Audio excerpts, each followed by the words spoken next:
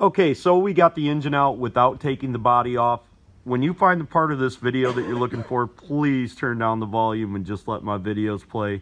Will be very helpful. I'm sorry that the intro is so long. You did not have to remove the front cover, nor the water pump, or any of that stuff. Only thing you needed to do was remove the upper intake plenum and remove the valve covers. The cams didn't have to come out and all that stuff, but we're building a new engine, so we took that apart to begin with. Hey, good afternoon, folks. This is Clay with Clay's AC and Auto Repair and Clay Motion here in Grand Rapids, Michigan.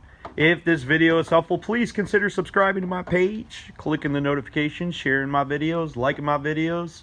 Give me them big old thumbs up. If you want, you're more than welcome to reach out to me on Clay's AC and Auto Repair. If you got a nice comment for me, leave them down below. If you got a question for me, hit me up on Clay's AC and Auto Repair on Facebook, and I'll happily try to answer them if I can. So today what we're working on is a 2006 Land Rover LR3, and we think it has a little bit of an engine problem. Jeff's going to start it up for us so we can take a listen and see what's going on. Whoa,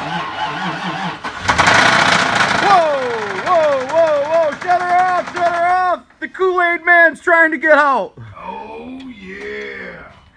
That's pretty sick stuff right there.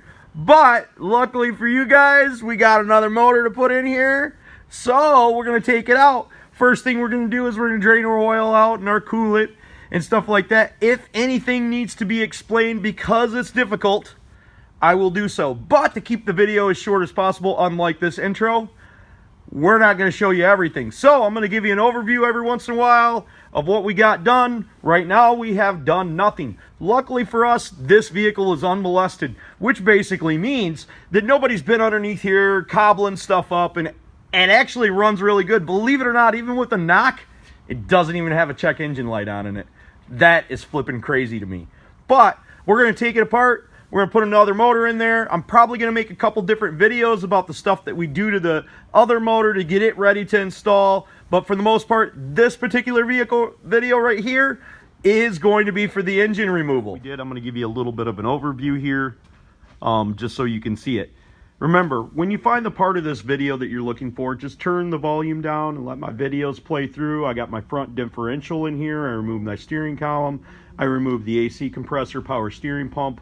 Took off both motor mounts. You could have left these motor mounts inside here. I'll talk about that in the video, even though I thought I was going to have to take them out. I've got a block of wood underneath there, and just unhooking a bunch of stuff and taking a ton of bolts out and nuts and stuff. You can get this out in your garage without a lift. Start with 13mm, you're going to loosen up your battery terminals. Okay, next we're going to take your 10mm, disconnect the positive terminal from the block. Take your 8mm, and loosen up and remove your strap that holds your battery tie down. After you take it, undone your strap, remove it. The battery terminals are loose, you just pry them off, kind of wiggle them off to the side, and grab the battery handle, and get the battery straight up and out. And you're done. Here on this one, we're going to remove the engine cover. You're going to start taking off your oil fill cap, set it off to the side, you have 4, then these are 7mm, 6mm bolts, and they don't turn. And then you'll just lift the cover right up and off the engine. Okay, here next we're going to take off the intake tube and remove the air cleaner. 7mm, that'll undo your straps. Then your Phillips head screwdriver, you got, I believe it's, let's see, 1, 2, 3, 4, 5, 6, 7 Phillips head screws to remove that from the lower portion. You're going to unplug this for the mass air sensor and your EGR tube. First we're going to start with the EGR tube. Got 2 tabs on either side. You squeeze it with one hand and you just kind of wiggle it and the EGR tube comes out. Helps to have a flathead screwdriver with some of these. Got a tab on the back, push it down, put your screwdriver in there, unplugs the mass air sensor. Next we're going to take your 7mm, undo your bands. You don't have to remove them, you just got to loosen them up. Most people know this, but you know that. Okay, set that down. Next we're going to remove these 4. We'll come back in a second, and we'll take the whole thing off. Phillips head screws around the perimeter of the airbox. You're just going to lift it up and kind of work it off. You'll probably come off in a couple different sections. Be kind of careful with this, as your mass airflow sensor is right up inside there. Okay, after you removed your upper portion of your airbox, this part, don't be afraid, just pull. And it comes right out. Okay, the next step we're going to do, you will need absolutely no tools. You have 1, 2, 3, 4 tabs on the top. There are 2 hidden tabs on either side of the center grill. First, you're going to gently push down and just kind of pop it. Be very gentle with these because it's just plastic. Pop it, take the first one, pop it, lift it up, and remove the front grill assembly. Okay, next we are going to remove the headlight assemblies. Once again, do not be afraid. Land Rover to the rescue. I hate to say that because I'm not big fan of English cars, but you have two pull tabs. One right here, one right here. Just take a pry bar or a screwdriver under there and just get that thing started. It'll lift up. Same thing over here. Just gonna gently pry up on it, lift up, and you'll work the headlight out. Okay, next step we're going to be removing the inner fender liner. And to remove that, we've got to first remove the splash shield. And then there is a trim panel that will dislodge. We won't remove it, but we have to move it out of the way. And you're going to have multiple, I think about 13 or 14 pushy pins that you'll have to pull out. And a couple of Phillips head screwdrivers up in the front. We'll show you those here in just a minute. But the first step is to take the splash shield off. There's held on by two 8mm bolts. Okay, next we're going to take the guard off here. And you're going to have two pushies here. You're going to have one screw up in the front, and then there's one screw just on the inside of the headlight. And this thing, you just kind of take a pair of body pliers or something and just kind of gently work your way around, and it'll just pop right off. Okay, to remove this panel, you take those two screws out and your pushies out, and you'll take it and you'll just kind of gently work it out, and you'll hear it kind of pop. Stick your plug in there. Sounds horrible, but it's not. just work your way steadily around.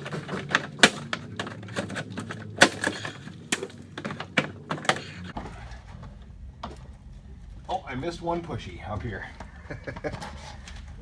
But after you take the third pushy out, you'll just work your way around with your body pliers, and this panel will just pop right off. Okay, now we got this taken off, we can get to this panel. There's one screw underneath here. The other side of it was released when you took the screw out. And we're reach underneath there. Take that screw out.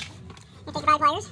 And some spider nests. Now you can either try to pry it this way, or just kind of knock it off. You do need to have the door open to get that little panel back. Now we push that back.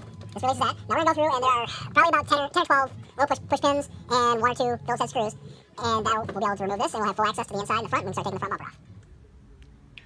Okay, next, in taking this bumper off, we're going to remove this little filler panel. There's 3 Phillips head screws right here. We'll take those out, and we'll take this panel out.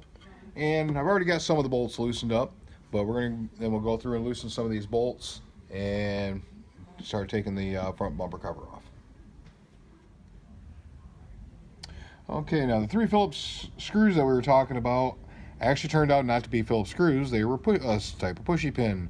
So you just got to pry the center part up, and then you use your body pliers and kind of work them up, and that panel pops right out.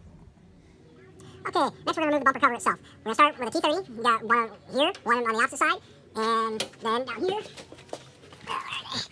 You got one right here, and right here. So you got four down below that you'll have to loosen up, and the whole cover will start to come out, and you want to do your electrical connections and your hose connections for your headlight washers. Okay, now that we got all of our bolts loosened for our bumper cover, we're going to unplug that plug there for the driving lights. And you're going to come over to the driver's side of the vehicle, up into the wheel well. And Karen, if you want to look right here, you've got a hose connection here for your headlight washers. You're going to push this down so that's about halfway down, and you just wiggle it right off. Okay, so we think we're to the point where we're going to start draining our coolant out of there, evacuate our AC system, and disconnect our transmission lines and so forth and so on from the radiator assembly.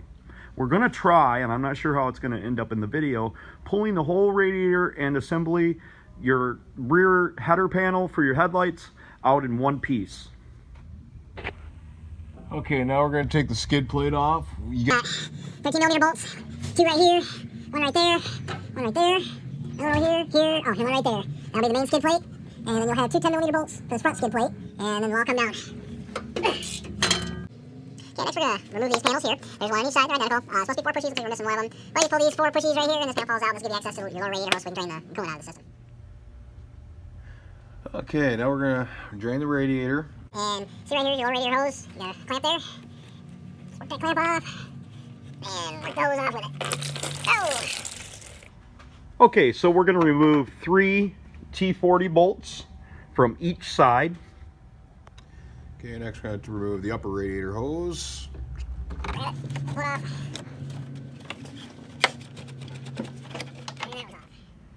Okay, so we're going to remove these 2 bolts here on both sides of the radiator. Now we're going to simply remove the coolant reservoir. It is on the outside. We're going to unhook the couple coolant hoses that attach to it. Pretty easy, straightforward stuff. Power steering reservoir is attached to the coolant reservoir, so for right now we're going to remove that. So now we're going to remove the 4 bolts. There's 2 on each side that secure our hood latches to the headlight header panel. Just like that. Now we released the hood cable from that side, and now we're going to release the hood cable from this side, and hopefully Jeff is going to show us an easy way to do that. Yeah, that's where those 2 little pushies from back here are. And then we also push these pushies out, and that holds the cable to the back side of the header panel. I think it does. Now you should be able to pull this hood latch all the way through, unless we have to unhook it. What the hell? To remove the hood latch sensor, we're going to simply push down on the little clips and pop the plastic away to remove the sensor itself. Now when you're doing this project, it's always best to insert your screws back where you can and not leave any screws out. When we remove the header panel, we're going to put our screws back everywhere where they go so we don't lose them and have a million screws laying around. Okay, so now we're going to show you guys one of our special tricks that we have here in the shop for removing the fan shroud off there. Now in this situation, normally we don't have to use a really long tip screwdriver to do this, but in this situation we do, and luckily we had one, so we need to get down on that little nut down there that just got the tip of the... And he just basically is spinning it off with that. The water pump fan is actually reverse thread, so you will need to go clockwise with it. There it goes. Okay, was it reverse thread? Yes, it was. That's one of the pretty easy to get off reverse thread. We'll get it off the rest of the way. Once you got the fan off, you cannot remove the front header bar. It does not need to be removed. So we're going to go ahead and unhook our AC lines. And Jeff's getting a little bit further on pulling this radiator assembly out of here. 2 8mm bolts that hold on each side right here that hold this front shroud in place. That's going to have to be out. We have 2 trans lines here, and then there's one further down, and then 2.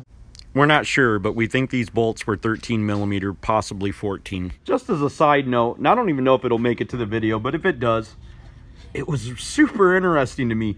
These bolts have O-rings on them. The O-rings are designed so the 2 pieces of metal don't squeak against one another. Oh, I never thought much about Land Rovers or Jaguars or stuff like that, but as I'm taking this apart, and it's a lot to take apart, and most engines aren't this hard to change, I'm finding out that these cars and these SUVs are really engineered to a totally different standard, as they should be. But, you know, because of the amount of money you pay for them, they probably shouldn't blow up motors within 150,000 miles either, though. Okay, so we've removed our radiator, front headlight assembly, all of that stuff. Now, some of you might be sitting there thinking, hey, I don't have to do all that. I'm supposed to raise the body up off of here. But remember, we're supposed to be doing this in our driveway, and I'm doing it this way for you guys because I want to show you how you can complete this task in your driveway and somewhat easily. Once you understand and you take all this stuff apart, it's going to be much easier. Now we can take all of our accessories off.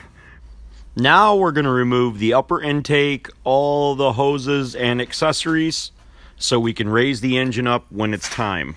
So we're going to start disconnecting our coolant hoses the rest of the way. We're going to go from here down there, disconnect everything that we can. It's pretty much the stuff that's self-explanatory. I'm probably not going to put in there. You know, it's not really necessary. You can see what you got to take apart.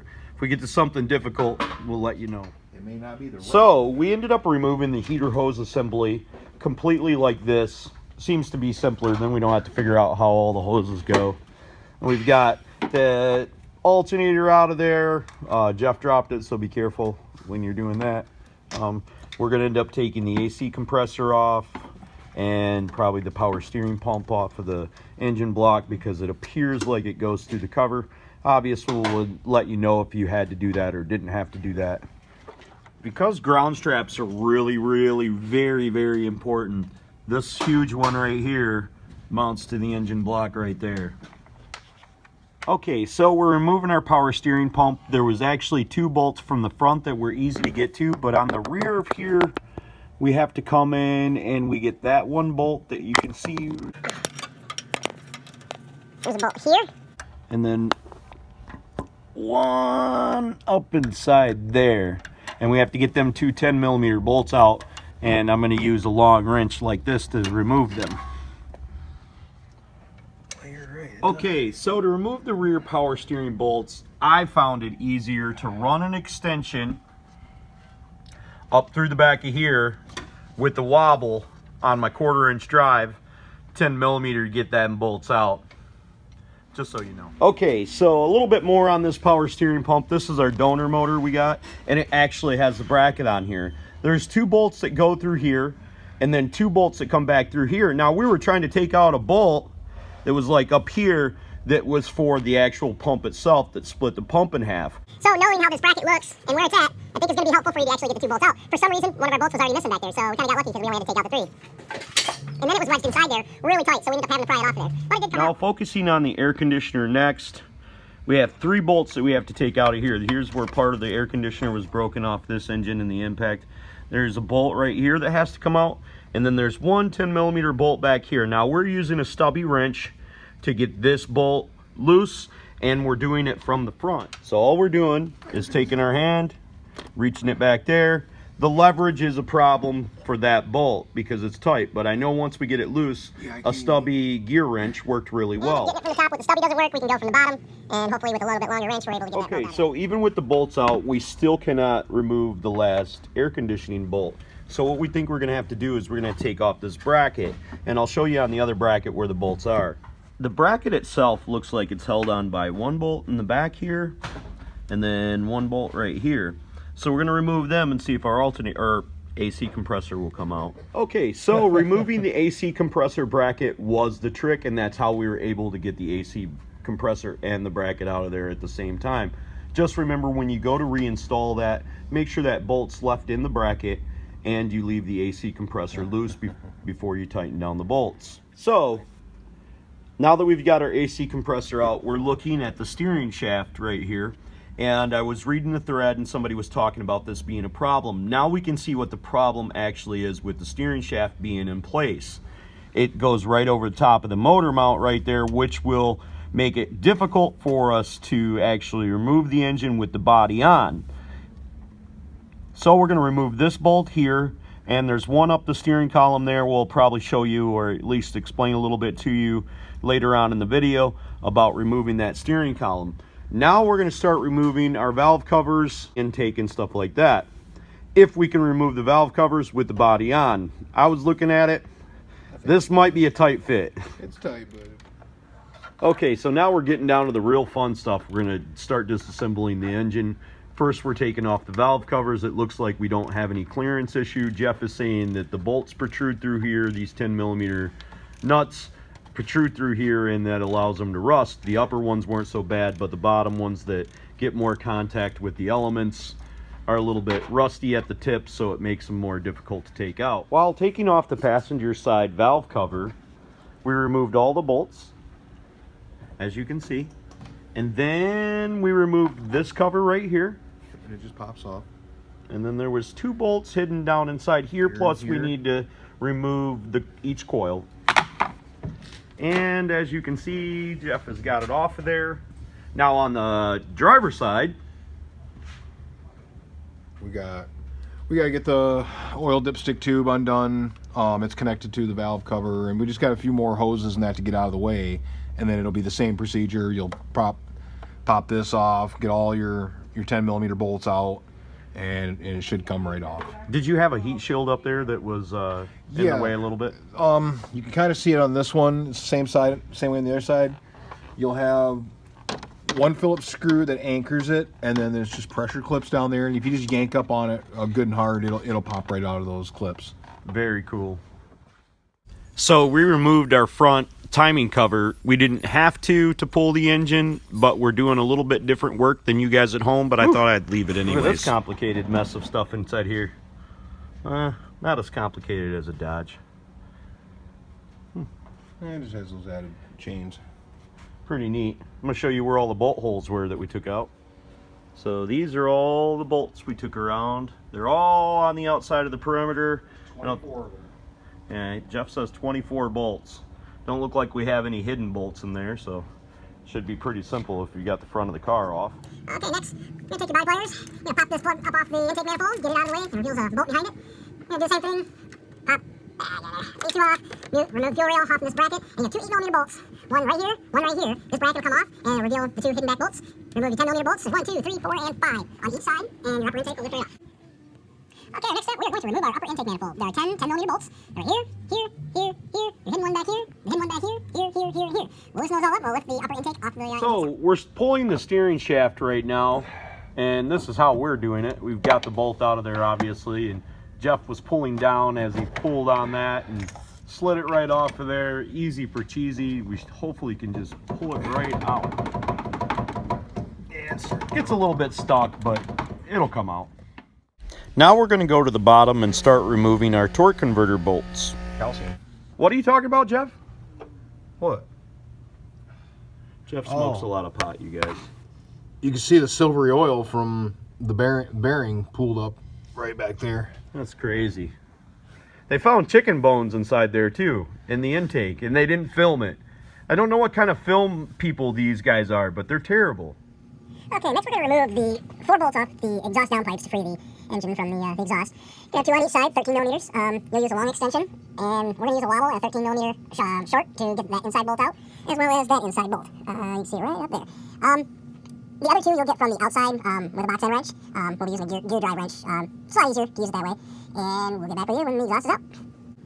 Okay, once you get the inside bolt out, you're going to move to the outside of the vehicle again, off underneath it. And you're going to find this 13mm bolt on the outside. You're going to find the exact same one on the passenger side of the vehicle. Once you get those bolts out, the exhaust will be free from the engine. Okay, next we are going to remove your torque converter bolts. Now, as we're up under here, under the engine, you come to the back of the oil pan, and right, where's my finger? There it is. You're going to find the crank position sensor and a little rubber plug.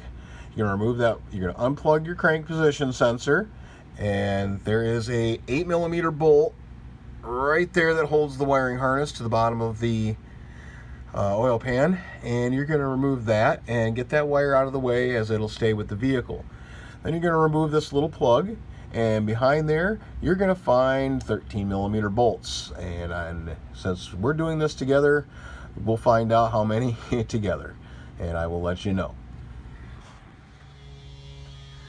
Okay, now that we got the crank position sensor out and we got the rubber plug out, you're going to find 3 13mm bolts in the torque converter, and you're going to need to hold, you can kind of see it, hold your crank, put your crank bolt back in, put a socket wrench on there and hold it tight, and remove the 3 bolts. You'll remove the first bolt, then you'll turn the crank 33 degrees, and you'll find the next bolt. You'll turn another 33 degrees, and you will find your 3rd bolt, and that will release the torque converter from the flex plate. Okay, next we're going to be removing the transmission bell housing bolts. From the top of the vehicle, you'll be able to get the top 6 bolts. They are 13mm. Just use a regular ratchet, 13mm shallow or deep well. The bottom ones are accessed from underneath the vehicle, and you will have over here, those 2 right there are going to be for your starter. One is the top bolt is accessed from the back side of the transmission, and the bottom one is accessed from the front of the starter. And you'll remove those 2. You probably get those 2 first, and then move to your upper, get the rest of your bottom bolts done, and then move up to the top, get your top ones done, and your transmission bell housing bolts will be free. Now we're going to remove the starter out of this vehicle. We only technically have to remove the lower bolt of the starter, but we have to remove the electrical connector. So I went ahead and removed the whole starter, and I made a video of that. I'll try to get Cameron to put a link up in there for you guys. The top bolt on the starter is a real pain in the butt. But if you use the tips and techniques that I showed you in my video, you will get it out successfully. Okay, so we're getting pretty close to the end of being able to pull this out. We're going to release our motor mounts. All our bell housing bolts are off. Our torque converter bolts are out. I'm pretty certain that you only needed to remove the valve covers and the intake. You didn't have to remove the front cover, harmonic balancer, water pump, all that stuff. I do believe that it did make things simpler to remove the power steering and the AC compressor, even though they were not simple to remove. I'm not certain that you would have actually had to remove the starter there completely like we did, but we did it anyways because we want to be able to get the engine out and we want to be successful without taking the body off. Okay, so here's how we think we're going to tackle our motor mount situation that we got going on here. Go here, the nut that goes here, and remove all 4 bolts. All right, the reason that we're going to do that is because we believe we need to move our engine up and then up 6 inches. And we believe that this casting is going to hit on our air ride box that's on the side of here or whatever that goes to. But we don't think we're going to be able to get that past there. We're going to start by removing the 18mm nut on the top of the motor mount. And then the 4 on the motor mount to the block are also 13s. Okay, so to remove the upper motor mount bolt, nut I should say, it's an 18mm, and that's the nut that sits on the top of the motor mount. We have to use a shorter extension, and we kind of got one of them wobbly end extensions, and Jeff is going to set it on there. And then these nuts were really tight, so we're going to use a big 1/2-inch drive breaker bar. So we've got a short 3-inch extension with the big long black 12-inch extension. To not have to sit there and turn that in an awkward position, once we get the nut loose, we go ahead and turn it out with our quickie wrench, and we have 2 nuts. Working from the front, we can easily get access to our 13mm bolts that hold our aluminum motor mount to the engine block itself, and we're going to go ahead and loosen them up. We're not going to take them out all the way because we don't want our engine going down inside there wicky wonky, but we'll get them totally loose. Using a 1-inch with the 13mm deep well, we can get our pocketed 13mm bolts out from our motor mount. I believe if you have everything done correctly and most of your bolts loosened for your motor mounts, your motor should shift quite a bit, which tells us that it's free of the transmission. Jeff is hooking up our hook lines so we can pick it on out of here. Just about ready. So now we can remove our last few remaining bolts that are holding our motor mounts on now that we've got our engine supported. Okay, now I've got all my bolts out of there. I can remove the aluminum portion of my motor mount out of there.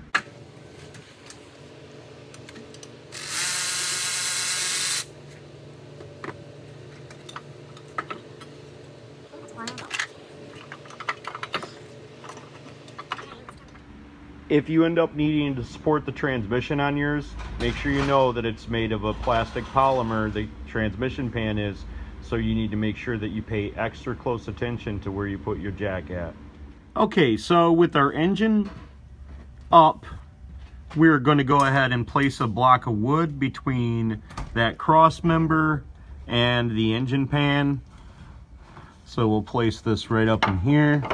When Jeff raises it up a little bit more, we'll get it right in there. With the block of wood holding the transmission up into place, now we can start separating the engine from the transmission. Bell housing. Okay, so if your engine doesn't separate from your transmission right away, you want to take your hand and feel back down in the back of the engine and make sure all your bell housing bolts are out.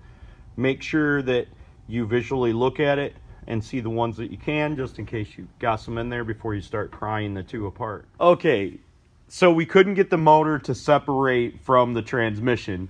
So what we did was we went underneath, we made sure all our bell housing bolts were out. We went underneath and we stuck a screwdriver in there. And then Jeff is going to demonstrate to you down here inside there, there's a pocket. It's not really there anymore. But there was a pocket there. You could stick the pry bar right inside there like he's there. Did that. We raised the engine up with the engine stand, and then we just dropped it. And pop. She popped back. Took us a couple minutes to figure that out. Actually like 30 or 45. But because we were trying not to damage it, so we had to double check and make sure that we had everything free. I think we got it out. Thanks, she's out. Jeff can move it around. Yeah, boy. Over it a little bit. Okay, look, good. Bring it up. Now we still got a couple electrical lines that are, the harnesses are stuck on the block. I can't quite reach them. So we're gonna do that, and then she'll be out. Man, that was a job. Hopefully you guys appreciate it. Hopefully you'll give me the common courtesy of subscribing to my page and clicking the notifications, and at the very least just turning the volume down on your computer or your phone, whatever you're watching this on, and let my videos play. I greatly appreciate you guys. God bless. Remember, if anyone else can do it, you can do it too. If you have a question for me, hit me up on Clay's AC and Auto Repair. I try to answer them all. Sometimes it gets a little bit daunting as subscribers keep coming on and asking questions, but I very much love doing it for you guys.